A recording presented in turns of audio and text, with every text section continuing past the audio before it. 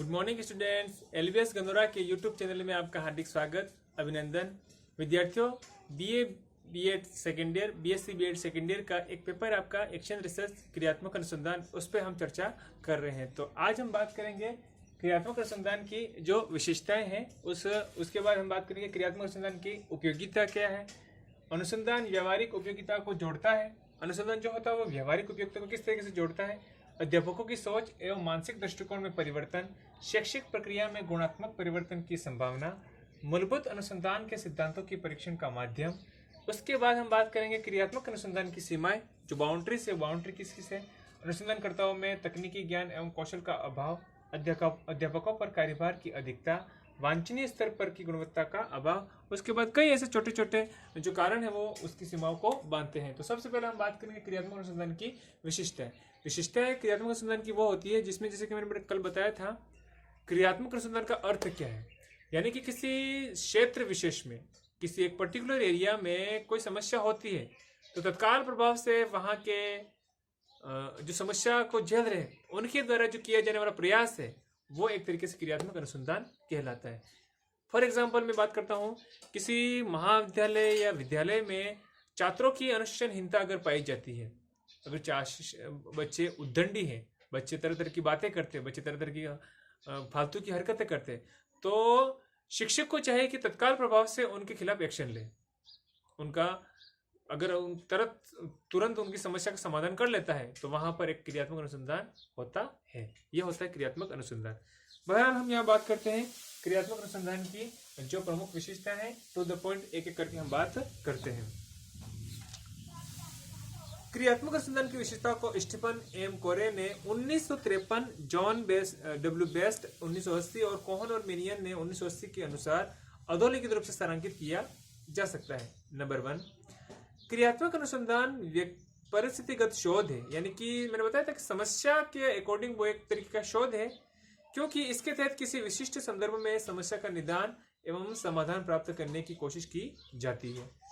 दूसरे शब्दों में यह मौके पर किया गया वह अध्ययन है जिसका प्रयोग किसी तत्कालीन परिस्थिति में मूर्त समस्या के संबंध में किया जाता है। यानी कि तत्काल प्रभाव से किसी समस्या का परिस्थितिवश उसका समाधान निकालने का जो अध्ययन है वो क्रियात्मक अनुसंधान कहलाता है। मैंने शुरू में बता दिया था। नंबर 2, क्रियात्मक अनुसंधान का संदर्भ सर्वथा अनौपचारिक एवं नमनीय होता है। यह यथार्थ के अविरत परिप्रेक्ष्य जुड़े रहने के कारण अत्यंत गतिशील संदर्भों में संपन्न होता है। यानी कि अनौपचारिक जो बातें होती उसमें वो क्रियात्मक अनुसंधान से एक अलग प्रभाव परिप्रेक्ष्य पड़ता है। नंबर 3, किसी भी दुही परिस्थिति में कार्यों एवं निर्णयों की गुणवत्ता को सुधारने की क्रियात्मक अनुसंधान का लक्ष्य होता है। यानी कि जहां पर क्रियात्मक अनुसंधान होता है तो जो भी उस पर लागू करता है तो वो सोचता है कि इसमें कोई न कोई एक नवाचार हो, एक कोई प्रभावशाली कार्य हो, सुधार हो, तो वो क्रियात्मक अनुसंधान होता है। जो परिस्थिति उसको मिली है उससे वो उपयोगी सिद्ध हो। ये चौथा है, क्रियात्मक अनुसंधान की समस्या का चयन यथार्थ के अत्यंत मूर्त स्तर से होता है, अतः उसका स्वरूप उतना ही स्पष्ट एवं मूर्त रहता है जितना कि स्थानीय परिस्थिति का। जो क्रियात्मक अनुसंधान है उसका जो स्तर है, उसका स्तर में गुणवत्ता होती है, और गुणवत्ता अगर उसमें अप्लाई होती है तो वो चाहता है कि इसमें सुधार निश्चित रूप से हो। जो परिस्थिति हमें जो मिली है उस परिस्थिति के अनुकूल उसमें समाधान हो तो क्रियात्मक अनुसंधान हुआ, अदरवाइज नहीं हुआ। ये नंबर 5 है, क्रियात्मक अनुसंधान में शोध परिकल्पना प्रस्तावित कार्य तथा उसके प्रत्याशित परिणाम के रूप में निर्मित की जाती है, अतः उसे क्रियात्मक परिकल्पना की संज्ञा दी जाती है तथा इसका स्वरूप आम तौर से एक सौप्राधिक सशर्त प्रतिज्ञप्ति अथवा अर्थात ऐसा किया जाएगा जो यह होगा कि रूप में प्राय देखा जा सकता है। नंबर 6, क्रियात्मक अनुसंधान का अभिकल्प रूपरेखा अनुकूली स्वरूप रखता है, जिससे उसके कार्यान्वयन में लचीलापन एवं परिवर्तन संभव होता है। चूंकि इस प्रकार के शोध का संदर्भ गतिशील होता है, इसकी रूपरेखा को व्यवहारिक रूप से कार्यान्वित करते समय कठोरता नहीं बरती जा सकती। नंबर 7, क्रियात्मक अनुसंधान का उद्देश्य सामान्यीकरण निर्मित करना नहीं होता। इसके तहत यदि किसी प्रकार का सामान्यीकरण की गुंजाइश रहती है तो वह भावी परिस्थितियों को संदर्भित होने के कारण उदग्र सामान्यीकरण के नाम से पुकारा जा सकता है। जबकि मौलिक तथा व्यवहारिक अनुसंधान स्वरूपों में यह पार्श्विक सामान्यीकरण कहलाता है। आठवां, आमतौर से क्रियात्मक अनुसंधान को पूरा करने में अभ्यासकर्ता या उनकी टीम एकजुट होकर सहयोगात्मक रीति से कार्य करती है, इसलिए इसे सहभागिता पर आधारित शोध कहा जाता है। इस प्रकार की टीम के अंतर्गत प्रत्येक सदस्य प्रत्यक्ष या परोक्ष रूप से भाग लेते हुए क्रियात्मक अनुसंधान की योजना का कार्यान्वयन करता है। यहाँ ध्यान रखना होगा कि प्रत्येक क्रियात्मक अनुसंधान में यह टीम आवश्यक नहीं होती है। नौवां, क्रियात्मक अनुसंधान आत्म मूल्यांकन पर होता है। इसका तात्पर्य यह है कि उसके कार्यान्वयन की अवधि में परिवर्तनों एवं उनके प्रभावों का सतत आकलन अभ्यासकर्ता शोधकर्मी के स्तर पर किया जाता है, जिससे परिस्थिति में अपेक्षित सुधार लाया जा सके।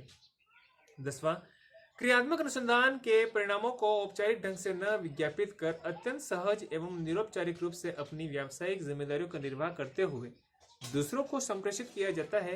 यह संप्रेषण मौखिक रूप से भी संभव है, यानी कि एक संप्रेषण कम्युनिकेशन स्किल मिलती है जिस जो क्रियात्मक अनुसंधान करता है। आगे हम बात करते हैं 11वां, क्रियात्मक अनुसंधान का उपयोग अत्यंत तात्कालिक एवं प्रत्यक्ष रूप से उपस्थित परिस्थितियों में होता है, यानी कि जो परिस्थितियां हमें बताई गई हैं उस परिस्थितियों के अकॉर्डिंग उसका एक क्रियात्मक अनुसंधान होता है। इसका दोहरा उद्देश्य इस अर्थ में रहता है कि एक और इसके माध्यम से परिस्थिति में सुधार या उसे बेहतर करना अभिष्ट होता है, तो दूसरी ओर अभ्यासकर्ता की व्यावसायिक कुशलता में अभिवृद्धि लाना तथा व्यावसायिक परिस्थितियों से जुड़े गोचरों के बारे में उसके प्रकार्यात्मक संज्ञान को बढ़ावा भी महत्वपूर्ण मुद्दा रहता है। 12वां, क्रियात्मक शोध को दो महत्वपूर्ण शाखा होती है। ब्लूम 1959 के मतानुसार इस प्रकार के अनुसंधान में ये आवश्यक चरण है। प्रथम, निदानात्मक चरण, जिसके तहत समस्या की पहचान तथा परिकल्पना विकसित की जाती है। द्वितीय, उपचारात्मक चरण, जिसके तहत एक विशेष प्रकार की नैसर्गिक परिस्थितियों के संदर्भ में निर्देशित प्रयोग के आधार पर परिकल्पनाओं के मान्य या अमान्य होने की जांच की जाती है। इस परीक्षण आमतौर पर सामाजिक जीवन की परिस्थिति में ही संपन्न होता है, यानी कि जो क्रियात्मक अनुसंधान है वो बेसिकली जो होता है वो एक तरीके से हम कह सकते हैं कि किसी भी परिस्थिति में अगर वहां पर कोई कार्य बिगड़ रहा है तो वहां के जो लोग हैं, जन समुदाय है, उन समुदायों के प्रति अगर किया गया जो कोई कार्य है तो तत्काल प्रभाव से उसमें सुधार लाया जा सके, उसमें नवाचार आए, एक अनुशासन हो और उसमें परिस्थिति के अनुकूल प्रभाव हो। ये होता है क्रियात्मक अनुसंधान की महत्वपूर्ण विशेषताओं के अंतर्गत। आगे हम बात करते हैं क्रियात्मक अनुसंधान की उपयोगिता के बारे में।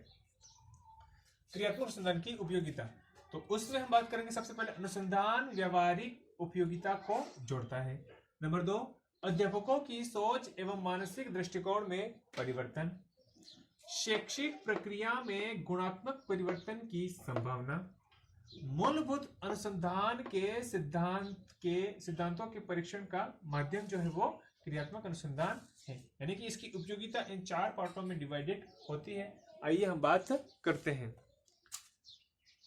इसमें संदेह नहीं है कि जिस प्रकार किसी उद्देश्य को लेकर क्रियात्मक अनुसंधान की संकल्पना रची गई है उस परिप्रेक्ष्य में उसकी उपयोगिता बहुत होती है। कुछ तथ्य जो कि क्रियात्मक अनुसंधान के पक्ष में जाते हैं इस प्रकार है। नंबर 1, अनुसंधान व्यावहारिक उपयोगिता को जोड़ता है। अब क्रियात्मक अनुसंधान एक ऐसा अनुसंधान है जो अनुसंधान को यथार्थ उपयोगिता से जोड़ता है, उस खाई को पाटता है जो मूलभूत अनुसंधान एवं संस्थाओं में कार्यरत व्यक्तियों के बीच बनी हुई थी। अब मूलभूत एवं व्यवहारिक अनुसंधानकर्ताओं का यह आरोप था कि वास्तविक परिस्थितियों में कार्यरत व्यक्ति और विद्यालयों के अध्यापकों एवं प्रशासक उनके कठोर परिश्रम द्वारा किए गए अनुसंधान के परिणामों को अपने कार्य क्षेत्रों में प्रयोग नहीं करते। दूसरी ओर इन अध्यापकों एवं प्रशासकों का यह आरोप था कि ये अनुसंधानकर्ता हमारी समस्या की ओर ध्यान नहीं देते तथा उनके अनुसंधान की प्रक्रिया एवं परिणाम इतने जटिल होते हैं कि अब हमारी समझ में नहीं आते। इनके अनुसंधान अधिकतर सिद्धांतों एवं व्यापक सामान्य जनों के रूप में होते हैं या व्यवहारिक नहीं होते। इस प्रकार अनुसंधान वास्तविक परिस्थितियों में उनका उपयोग दोनों अलग अलग एक ही क्षितिज के दो छोरों पर स्थित होते हैं। अतः शिक्षा की प्रक्रिया को सुदृढ़ बनाने में अनुसंधान का कोई योगदान नहीं हो पा रहा था, जबकि उसका प्रमुख उद्देश्य यही था। स्वयं कोरे ने बहुत बार कहा है कि ये अनुसंधानकर्ता वैज्ञानिक होने का गर्व करते हैं तथा वास्तविक व्यावहारिक परिस्थितियों से जुड़ने को महत्वपूर्ण नहीं समझते। अब क्रियात्मक अनुसंधान का इस आरोप से मुक्त कराता है कि उसे व्यावहारिकता उपयोगिता से जोड़ता है, क्योंकि यह अनुसंधान उन्हीं व्यक्तियों द्वारा किए जाते हैं जो विद्यालयों में कार्य करते हैं तथा उन्हीं समस्याओं के समाधान खोजने हेतु किए जाते हैं जिनसे वे जुड़े रहते हैं। स्वाभाविक है कि जो परिणाम उन्हें इस अनुसंधान द्वारा उपलब्ध होंगे उनका वे अपनी कार्य प्रणाली में उपयोग भी करेंगे। इस प्रकार क्रियात्मक अनुसंधान अध्यापकों एवं विद्यालय प्रशासकों के दैनिक कार्यकलापों का ही एक अंग बन गया है, जो कि शैक्षिक निर्णयों एवं शैक्षिक पद्धतियों का वैज्ञानिक अनुभवगत एवं तार्किक आधार प्रदान करता है तथा संपूर्ण शैक्षिक क्रिया को प्रभावशाली बनाने में सहयोग देता है। इस दृष्टिकोण से क्रियात्मक अनुसंधान को शिक्षा के क्षेत्र में बहुत लाभकारी एवं महत्वपूर्ण समझा जाता है। दूसरे हम बात करते हैं, दूसरी जो उपयोगिता है, अध्यापकों की सोच एवं मानसिक दृष्टिकोण में परिवर्तन। एक सकारात्मक विचार जो होता है वो नकारात्मक विचार पर 100 गुना ज्यादा प्रभावशाली होता है। तो विद्यार्थियों को पढ़ाने के साथ साथ एक शिक्षक को चाहिए कि वो एक सकारात्मक सोच, एक सकारात्मक दृष्टिकोण विकसित करे, जिसमें विद्यार्थी एक सही डायरेक्शन में एक पॉजिटिव एटीट्यूड के साथ अपना जीवन का एक बहुत बेहतर प्रभाव, संस्कार, अनुशासन का डेवलप कर सके। जब अध्यापक और प्रशासक अपने कार्य क्षेत्रों में वांछनीय परिवर्तन लाने हेतु स्वयं अनुसंधान करते हैं तो उस बीच जो अनुभव उन्हें होते हैं उससे उनके भीतर कुछ मनोवैज्ञानिक परिवर्तन होते हैं।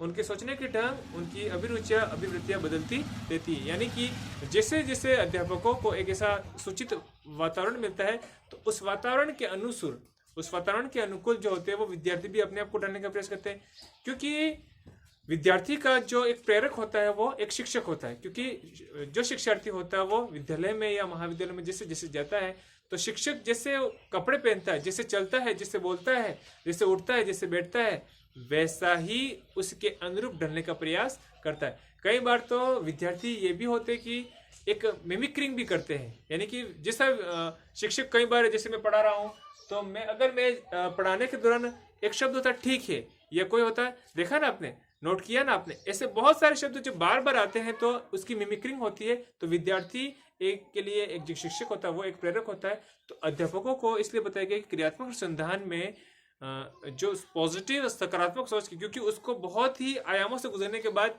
किसी क्लास में जाना पड़ता है, क्योंकि विद्यार्थी ऑब्वियसली, और आप शिक्षक प्रशिक्षण विद्यार्थी जो है, शिक्षक प्रशिक्षण विद्यार्थी एक ट्रेनर्स के रूप में आपको भावी राष्ट्र के शिक्षक है, तो शिक्षक होने के नाते आपको ये बहुत पॉजिटिव एटीट्यूड के साथ अपनी क्लास में जाना चाहिए। आगे हम बात करते हैं, इस आंतरिक परिवर्तन के फलस्वरूप उनके व्यवहार भी बदलते हैं, अतः वे शिक्षा की प्रक्रिया के साथ साथ आंतरिक रूप से जुड़े जाते हैं। यह क्रियात्मक अनुसंधान का अति महत्वपूर्ण लाभ समझा जाता है। मूलभूत एवं अन्य प्रकार के अनुसंधान के प्रतिवेदनों, सारांशों एवं संस्तुतियों का अध्ययन मात्र करने से ऐसा नहीं हो पाता। जब स्वयं ही अपना अनुसंधान करते हैं तो अपनी समस्या को महत्वपूर्ण समझते हैं। अतः इस अनुसंधान द्वारा प्राप्त परिणामों को अपनी महत्वपूर्ण उपलब्धि मानते हुए उनके परिणामों को व्यावहारिक परिस्थितियों में अपनी कार्य प्रणाली में प्रयोग करने और उनकी सत्यता, प्रभावितों को जांच करने में उनकी स्वाभाविक रुचि होती है। इन परिणामों को मन से क्रियान्वित करने का ये प्रयास करते हैं। अपने दैनिक कार्यक्रमों में इस प्रकार निरंतर गुणात्मक परिवर्तन लाने में उनकी रुचि विकसित की जाती है। साथ ही उनके ज्ञान में वृद्धि होती है, क्योंकि अनुसंधान करते हुए उन्हें अनुसंधान की समस्या के विषय में बहुत कुछ पढ़ना भी पड़ता है। इन सब का परिणाम यह होता है कि अध्यापक अथवा प्रशिक्षक जो भी क्रियात्मक अनुसंधान से जुड़ता है पूर्णतया बदल जाता है, एक उच्च कोटि का प्रभावशाली अध्यापक बन जाता है। यह आवश्यक नहीं है कि किसी समस्या पर कोई भी अध्यापक एक प्रशासक का कार्य करे। कई अध्यापक एवं प्रधानाचार्य मिलकर एक टीम के रूप में भी कार्य कर सकते हैं। इस परिस्थिति में उस टीम के सभी सदस्यों में वे परिवर्तन हो सकेंगे जिनका उल्लेख ऊपर किया गया है। इस प्रकार संपूर्ण संस्था में जागृति लाई जा सकती है। संपूर्ण संस्था को आंदोलित करके इसे उन्नत बनाया जा सकता है। इस दृष्टिकोण से क्रियान्वित अनुसंधान को अत्यंत उपयोगी माना जाता है। आगे हम बात करते हैं नंबर 3, शैक्षिक प्रक्रिया में गुणात्मक परिवर्तन की संभावना। तो क्रियात्मक अनुसंधान के माध्यम से शिक्षा में गुणात्मक परिवर्तन लाने की संभावना भी प्रबल होती है। शिक्षा की गुणात्मक उन्नति से तात्पर्य होता है कि छात्रों में वांछनीय ज्ञान के साथ साथ उनके व्यक्तित्व का भी विकास करना। एक बहिर्मुखी व्यक्तित्व का जो धनी होगा शिक्षक, तो वो विद्यार्थियों में जाने के बाद एक निश्चित रूप से कोई न कोई बहुत बेहतर प्रेरक साबित होता है।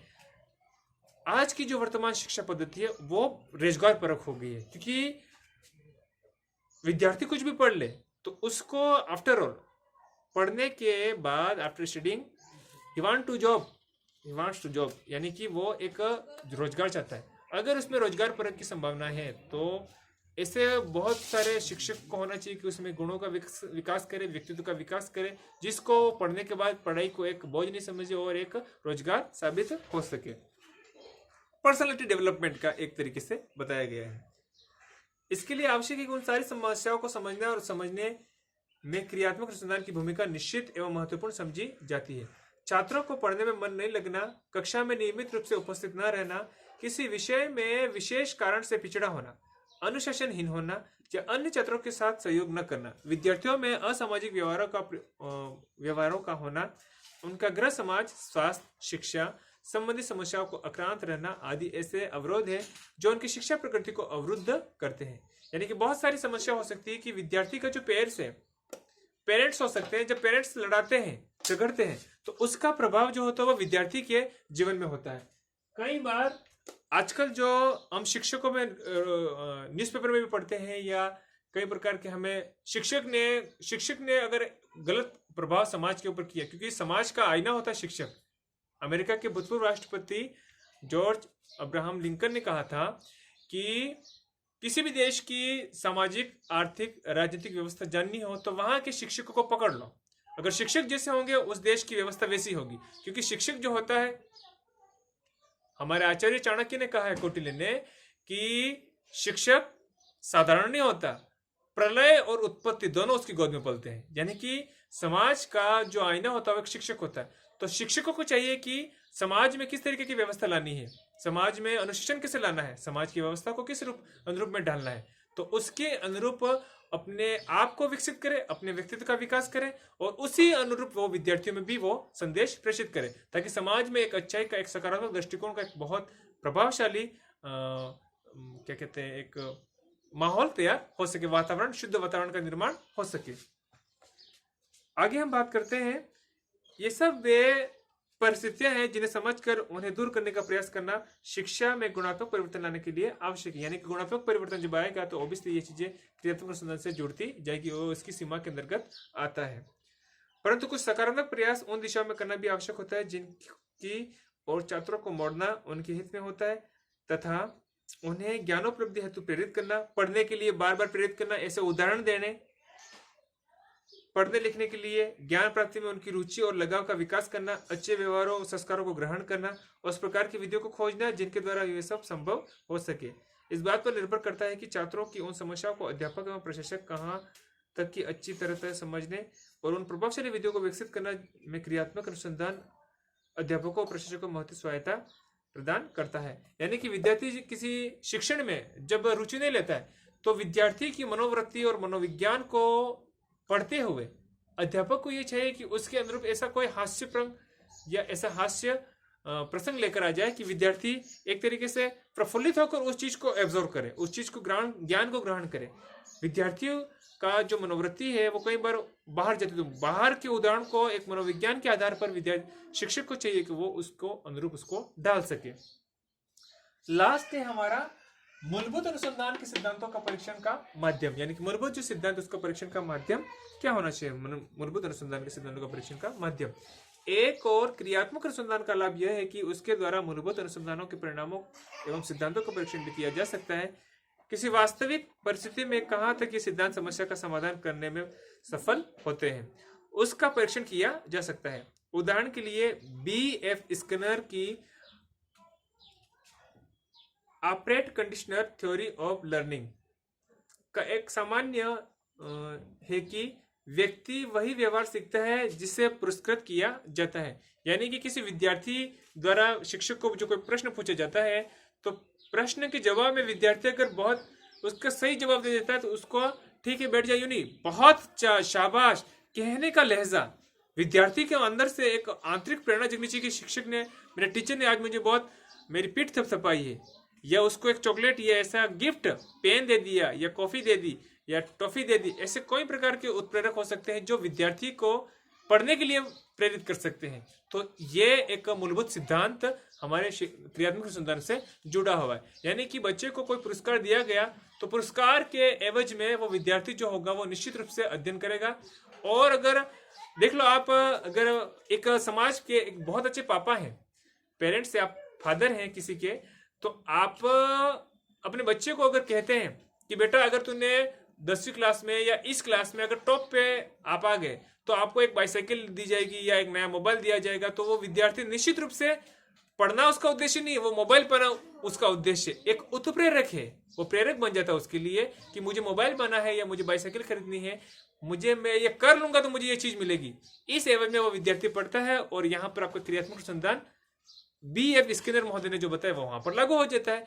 तो 3 इडियट्स मूवी जो है उस मूवी में यह भी बताया गया है, जो रणछोड़दास चांचड़ था उसमें यह बताया गया है कि काबिल बनो, आपकी योग्यता जो है मतलब नौकरी जो है वो ऑटोमेटिक आती जाएगी। तो विद्यार्थी को उसके लिए प्रेरित करो। यानी कि हर विद्यार्थी ये नहीं होता, जितने भी स्टूडेंट्स पढ़ते हैं आज करोड़ों लाखों की संख्या में पढ़ते हैं विद्यार्थी, तो विद्यार्थी को हर विद्यार्थी जो पढ़ता है वो जरूरी नहीं कि इंजीनियरिंग बने, जरूरी नहीं कि वो वकीली बने, कोई जरूरी नहीं कि वो डॉक्टर बने, कोई जरूरी नहीं कि वो फुटबॉलर बने, कोई जरूरी नहीं कि वो हम पापा या हम पेरेंट्स जो चाहते हैं वो जरूरी नहीं कि वो विद्यार्थी वही बने। विद्यार्थी की रुचि के अनुरूप उसको जॉब मिलना चाहिए।